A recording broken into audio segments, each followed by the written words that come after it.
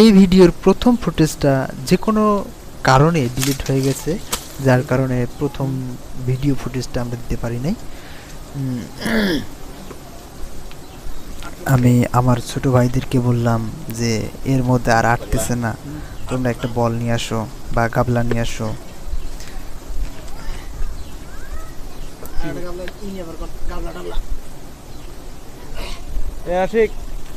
একটা গাবলা নিয়ে আবার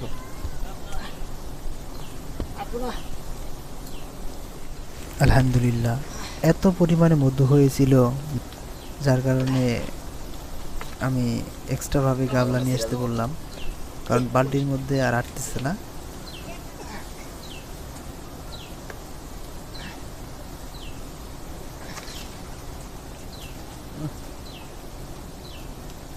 বালতিটা ছোট হওয়ার কারণে ফুলফিলভাবে কাটতে পারি নাই। ওই রসগোল্লা টিপ টিপ টিপ টিপ করে পড়তেছে। যাই হোক, এটা মাটির হক, মা দিয়ে খাবে। আমি তারপরেও চেষ্টা করলাম যে এই রসগুলো যাতে মাটিতে না পড়ে, নষ্ট না হয়, কিন্তু কিছু করার নাই। বালতিটা ছোট হয়ে গেছে তো। যাই হোক, বালতিটা আজার করে দিয়া, খালি করে দিয়া আমি আবার কাটা শুরু করলাম।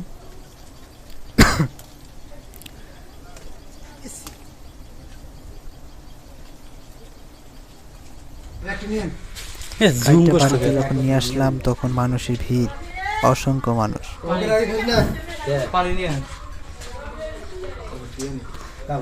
মানুষ বলে না যে মামার বাড়ি মধুর হাড়ি, এই মধুর হাড়ি ভেঙে দিছি তো, যার কারণে মানুষের অভাব নাই।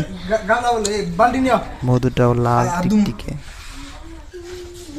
একদম প্রিমিয়াম মধু। আসলে এতগুলো পোশাক আমার লাগে না, তারপরও সতর্ক থাকা ভালো, সতর্কের মাইর নাই।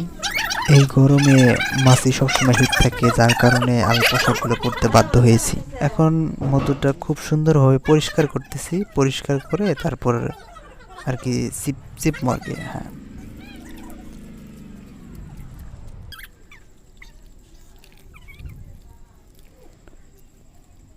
যখন আমি মধুটা চিবি বা রসটা যখন বের করি, তখন রসটা যে এত গরম অনুভব হয়। মধুটা এত সতর্কভাবে আমি চেপার চেষ্টা করি যাতে মধুটা নষ্ট না হয়ে যায়। দেখেন মধুটার কীরকম রস বের হচ্ছে, এখন হয় নাই। হ্যাঁ, এই যে শুরু হয়ে গেছে, দেখেন কি রস।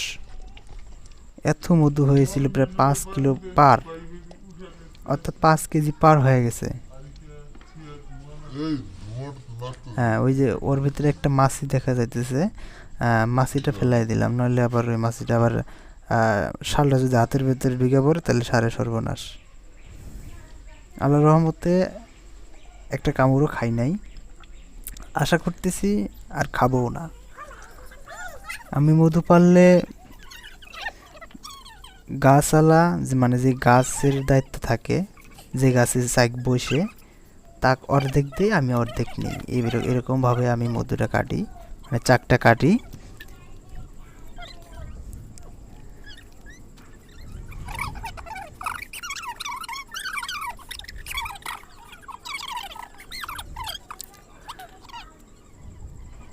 এই মধুর হাড়ি দেখার জন্য, অর্থাৎ মধু দেখার জন্য অসংখ্য মানুষ আইছে, কিন্তু এদেরকে ভিডিওভাবে, মানে ভিডিও আকারে দেখানো সম্ভব না, তাই দেখাইলাম না। একটু পরেই দেখতে পারবেন যে মানে কীরকম মানুষ আসছে আর কি। সবাই বোতল নিয়ে আসছে কিন্তু। এরপর আমরা খুব সুন্দর করে ছেঁকে নিলাম, ছেঁকে নিয়ে অর্ধেক অর্ধেক করে ভাগ করে নিলাম। এমন তো পানি খেতা পানি নাই, এই যে পানি, এই গ্লাস ছাড়া কি এর গ্লাস আছে না? স্টিলের গ্লাস নাই, এই গ্লাসটাতে আছে। এক ফোঁটা পানি থাকলে মধু নষ্ট হয়ে যাবে, এই জন্য আমি সবসময় যাদেরকে মধু দেই তাদেরকে বলি বোতল যেন শুকায় নিয়ে আসে, মানে একদম পরিষ্কার যেন থাকে, এক ফোঁটা পানি যেন না থাকে। তারপরও মানুষ কেন যে আমার বিশ্বাস করে না যে আমি বলে ওর মধ্যে ভেজাল দেই। আমি সবসময় চেষ্টা করি মানুষ যেন খায়াস তৃপ্তি পায়, মানুষ যেন শান্তি পায়।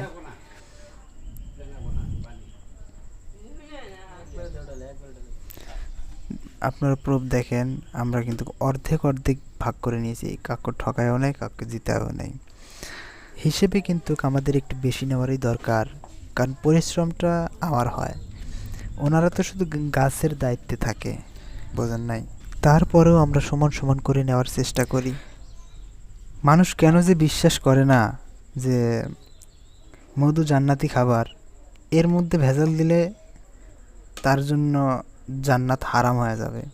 কেন যে মানুষ বিশ্বাস করে না? আমি বলি যে আমার মধ্যে কোনো ভেজাল নাই, তারপরও মানুষ কি যে ভাবে আল্লাহ জানে। ওই সামান্য একটু বোতলের মধ্যে পানি দেখছি, তারপরও বলছি যে এই বোতলের মধ্যে হবে না, বোতল আরও পরিষ্কার করে নিয়ে আসেন, পানি যেন এক ফোঁটাও থাকে না।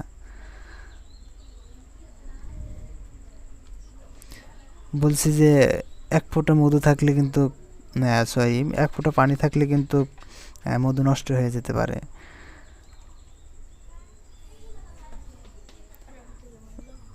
বলে না মানুষ যে 1 মণ দুধের মধ্যে 1 ফোঁটা চুনা বললে দুধ নষ্ট হয়ে যায়, ঠিক তেমনি এটাও যেমন মধু যেমন জান্নাতি খাবার, ঠিক তেমন দুধও জান্নাতি খাবার।